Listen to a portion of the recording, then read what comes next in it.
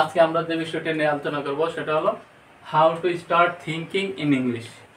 কীভাবে ইংরেজিতে চিন্তা করতে হয় বা চিন্তাটা শুরু করতে হয়। গত ক্লাসে আমরা যে বিষয়টা নিয়ে আলোচনা করছিলাম সেটা হলো কি 10 ফান্ডামেন্টাল টিপস। কেন আমরা জানি যে শুধু ইংরেজি কথা বলা শুরু কীভাবে করব। আমরা বলি যে 10 দিনে আমরা কী করতে we must have to speak English fluently within 10 days, but how is it possible? Before speaking English we must have to know how to speak English.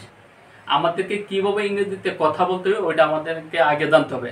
এই কারণেই কিন্তু আমরা এই নিয়মগুলো কি জানতেছি। Let's get started. আমরা শুরু করে দিই যে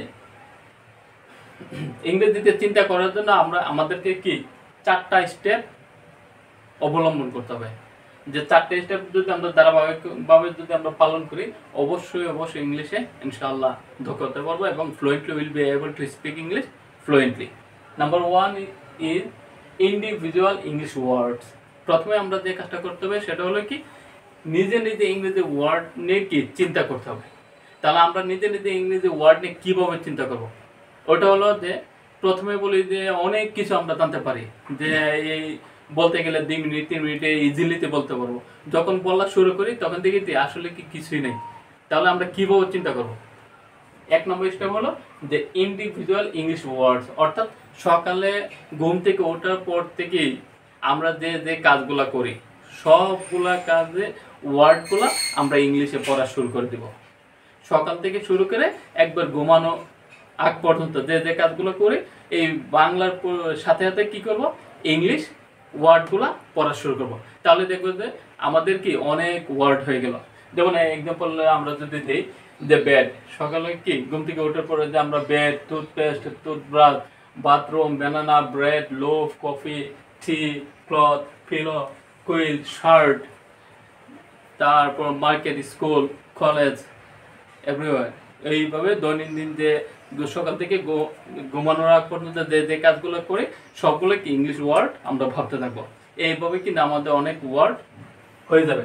তারপর আমরা যদি জব করি বা স্টুডেন্ট অবস্থা থাকি তাহলে আমরা যদি জব অবস্থায় থাকি তাহলে জবের ক্ষেত্রে আমাদের কি করতে হবে, যে কাজগুলো করতে হবে ওই কাজগুলোই কি আমরা ইংলিশে ভাবতে থাকবো।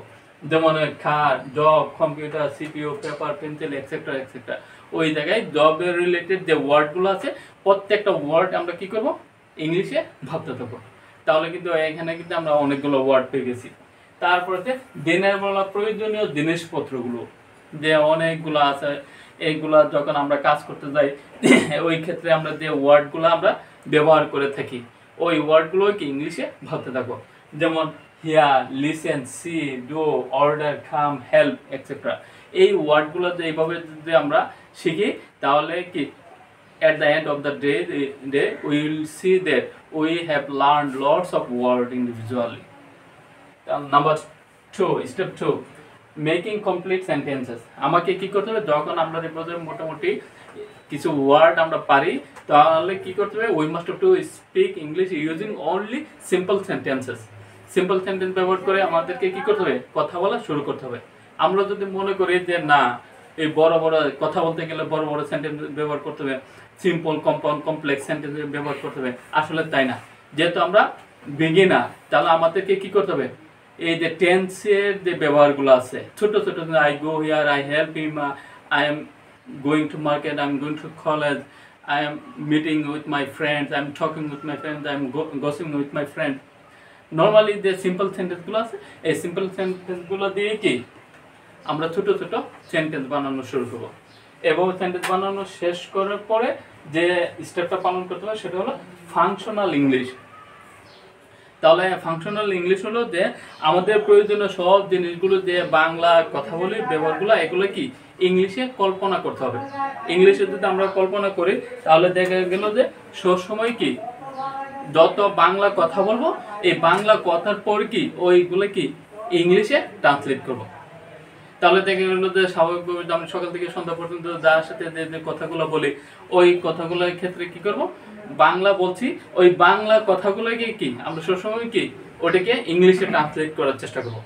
তাহলে দেখা গেল যে আমাদের কি অনেক দূর এগিয়ে গেল। যে আমরা কোন ওয়ার্ড, যে আমরা সবাই বলি যে আমরা স্পিকিং শুরু করব, তো কি দিয়ে শুরু করব, তাহলে এই ক্ষেত্রে কি কোন বিষয়টা দিয়ে আমরা শুরু করবো, ওই দিকে আমাদের আর কোনো চিন্তা করা দরকার নেই। আমরা নিত্য প্রয়োজনীয় যে জিনিসগুলো আমরা ব্যবহার করে থাকি বা তার সাথে যে কথাবার্তা বলে থাকি, ওই কথাবার্তাগুলোই কি আমরা কি করব, ইংলিশে বলার চেষ্টা করবো। তাহলে কিন্তু আমাদের অনেক কিছু হয়ে গেছে। তারপর দেখা গেলো ইংলিশ স্পিকিং কান্ট্রিগুলোতে কীভাবে আমরা একটা টিকিট, প্লেনের টিকিট কীভাবে কিনবো, তারপর স্টেশনে গিয়ে আমরা ওই স্টেশন মাস্টারকে যে ট্রেন কোথায় আছে, প্লেন অথবা বাস কোথায় আছে, এইভাবে যখন কোনো কিছু জিজ্ঞাসা করব, ওইভাবে তাদের সাথে কিভাবে প্রশ্ন করব, এবং তারা যদি প্রশ্ন করে তার উত্তরটা কি দিব, ওইভাবে আমরা কি করব, নিজে নিজে কথা বলার চেষ্টা করব। এবার যদি আমরা চেষ্টা করি তাহলে কি আমাদেরকে কি ওই ধারাবাহিকভাবে কি আমাদের স্টেপটা অগ্রসর হবো। তারপর আমরা যদি কোনো রেস্টুরেন্টে যাই, তারপর যদি লাইব্রেরিতে যাই, অথবা কোথাও ওই কনফেকশনারি দোকানে যাই, ওইগুলোতে গিয়ে আমাদের প্রয়োজনীয় জিনিসগুলো যখন আমরা চাবো, তখন তারা কিন্তু আমাদের প্রয়োজনীয় জিনিসগুলো দিবে। আর দেওয়ার সময় তারা কি করবে, দেওয়ার সময় আমরা যে কথাগুলো বলবো, ওই কথাগুলো কি আমরা ইংলিশে বলার চেষ্টা করব।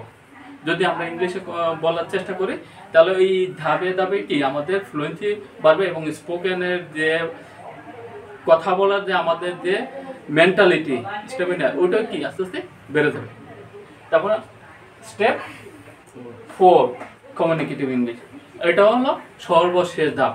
দ্যাট মিনস যে আমরা দেখবো যে if we are able to speak English normally or using only simple sentences, then we'll be able to speak English fluently using large sentences or big sentences, because when we'll be able to use conjunction, when we'll be used to relative pronouns, we know that if we use any kind of conjunction, and we'll be able to extend any kind of sentences very easily. আজকে আমরা এই বিষয়টি আলোচনা করলাম। যদি আমরা এই ধারাবাহিকভাবে 4টি স্টেপ পালন করি, আমরা অবশ্যই will be able to speak English fluently ইনশাআল্লাহ। যারা আমাদের সাথে থাকবেন অবশ্যই আমাদের চ্যানেলটাকে সাবস্ক্রাইব করবেন, এবং সাবস্ক্রাইব করে আমাদের সাথে থাকবেন। এবং এটা যে আমি আলোচনা করছি আমার নিজের লেখা বই, এবং এই বইয়ের প্রথম থেকে শেষ পর্যন্ত এখানে ধারাবাহিক ভিডিওগুলো থাকবে, এবং আশা